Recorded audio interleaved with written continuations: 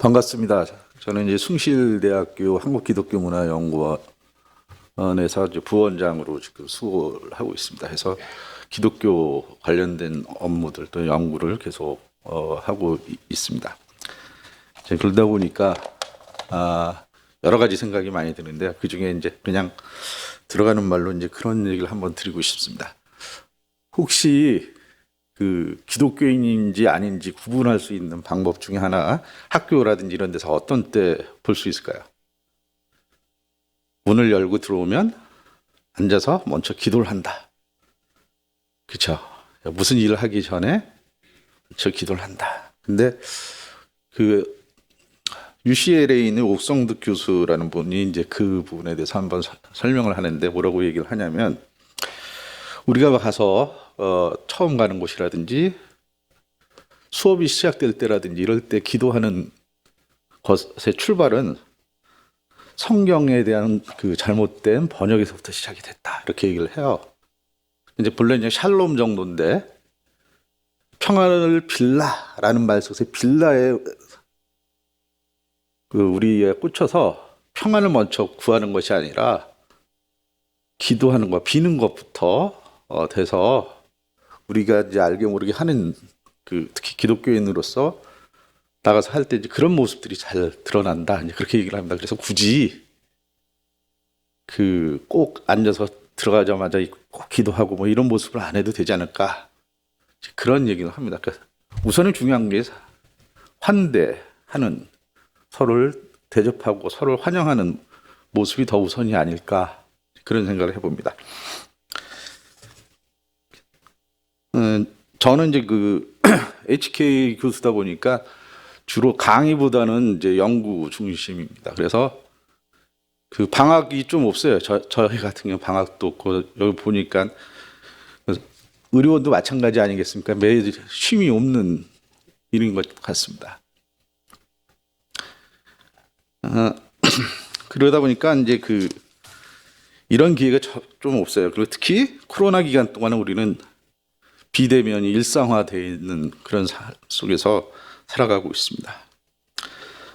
그러다 보니까 사람 사이의 관계 단절, 또한 시간 단절, 또 거리 단절 등의 단절의 시대를 살아가고 있는 것 같습니다. 그러다 보니까 우리가 이거 당연하다 했던 것들이 정말 당연했던 것인가, 이런 생각을 하게 됩니다. 전도서 3장을 읽어보면 이런 말이 나옵니다. 범사에 기한이 있고 천하 만사가 다 때가 있나니 하나님이 인생들에게 노고를 주사 애쓰게 하신 것을 내가 보았노라. 하나님이 모든 것을 지으시되 때를 따라 아름답게 하셨고 또 사람들에게는 영혼을 사모하는 마음을 주셨느니라. 그러나 하나님이 하시는 일의 시종을 사람으로 측량할 수 없게 하셨도다. 이렇게 요즘에 맞는 말이 아닌가, 그런 생각도 들고 그렇습니다. 도종환 시인의 바람이 오면이라는 시가 있습니다.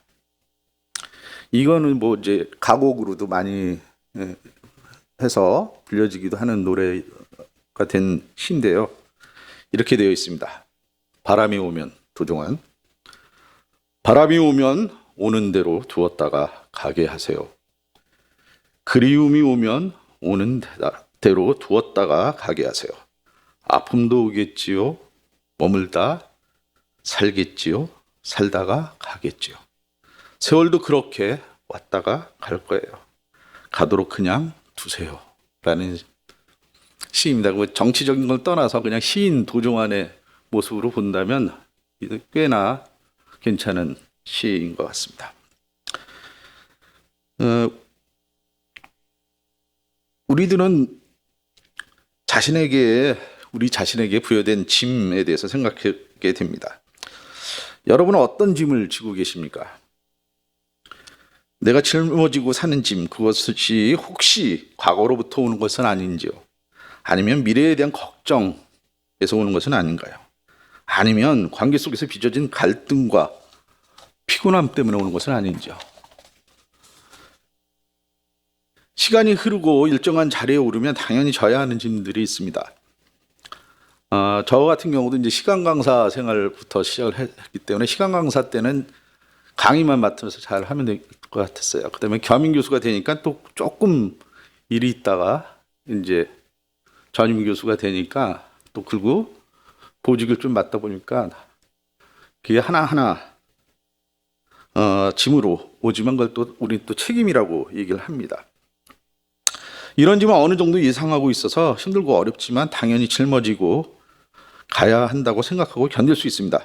하지만 사람이 살아가면서 자신도 모르게 바람처럼 훅 하고 오는 짐들이 있습니다. 예기치 않게 찾아오는 손님처럼 오는 짐, 그런 것들이 있습니다.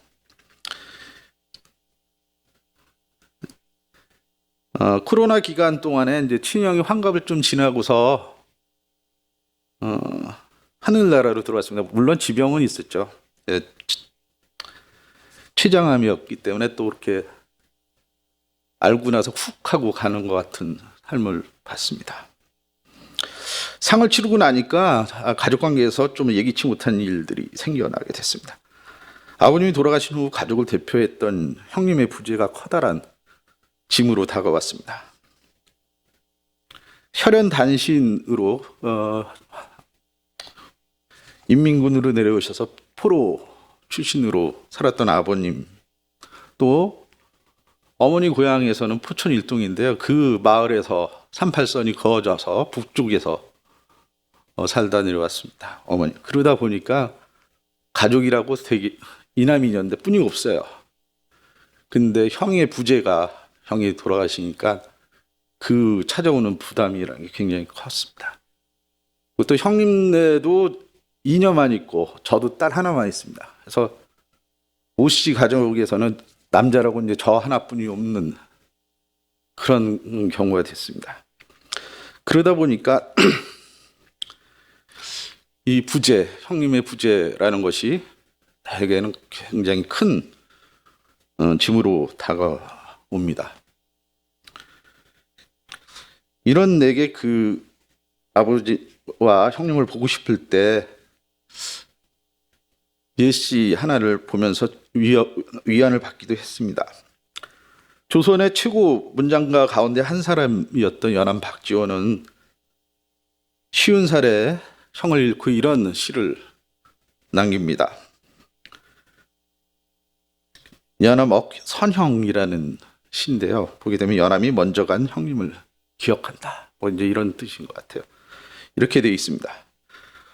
우리 형님 얼굴 수염 누가 닮았나? 아버님 그리울 땐 형님 보았지.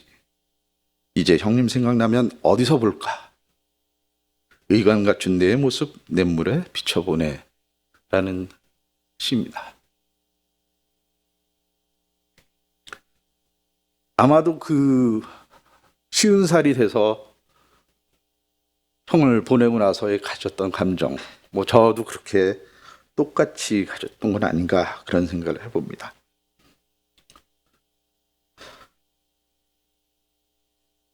우린 타인이 지고 있는 짐을 볼 때 그런 생각을 합니다.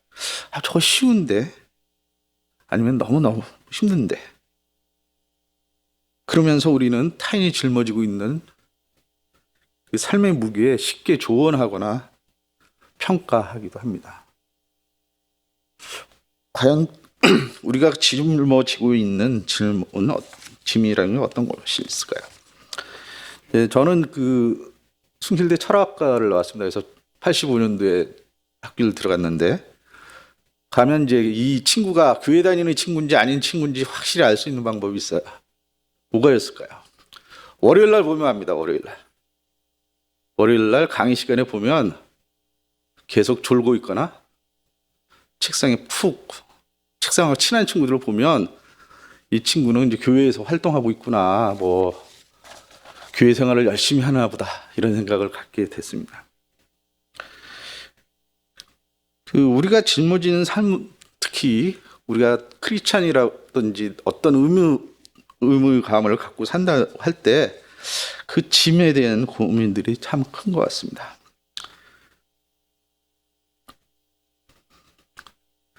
헨리 벤 다이크라는 시인은 이렇게 시를 한 편 우리에게 전해줍니다.